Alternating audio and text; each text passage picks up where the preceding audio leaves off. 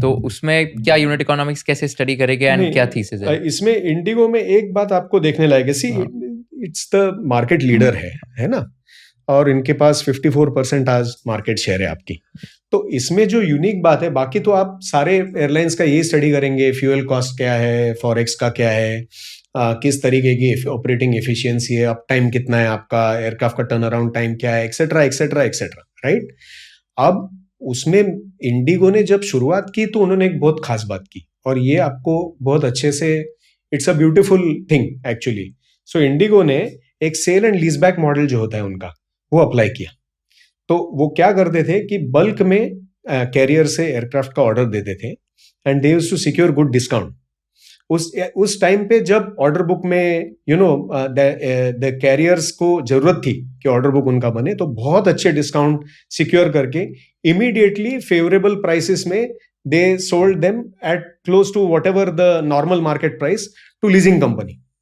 तो इससे क्या हुआ कि इमीडिएट कैश आ गया आपका, ठीक है, आपके बुक्स पे। आपने खरीदा और आपने बेचा, लेकिन आपने खरीदा सस्ते में, बेचा ऊपर, तो आपके बुक्स पे कैश आ गया। तो आपने आपका डेट रिड्यूस किया, आपका टैक्स बर्डन भी रिड्यूस कर दिया, क्योंकि आपने लीजिंग और ऑपरेशनल कॉस्ट आपकी आ जाती है। So you have totally reduced your tax burden also, and you allowed rapid fleet expansion, क्योंकि आप उस कैपेक्स के इसमें नहीं ये किए, राइट। इंडिगो की ये सबसे बड़ी ब्यूटी है कि किस तरीके से उन्होंने स्केल किया।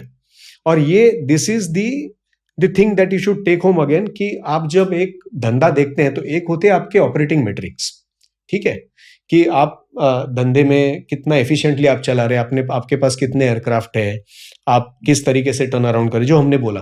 पर there was a completely different model, revenue model that was employed, जिससे इनको एक बहुत बड़ा फ्लोट मिला, और जिसकी वजह से इन्होंने बहुत रैपिड एक्सपेंशन किया।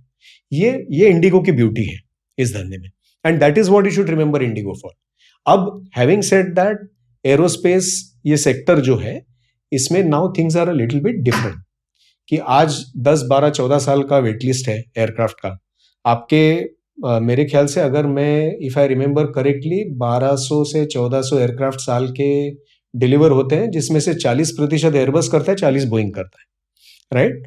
एंड टुडे, आज विद 12 एंड 14 ईयर वेटलिस्ट, वो जो पहले जो इनको स्ट्रेस था वो नहीं है। सो आज आप ये खेल नहीं पाएंगे।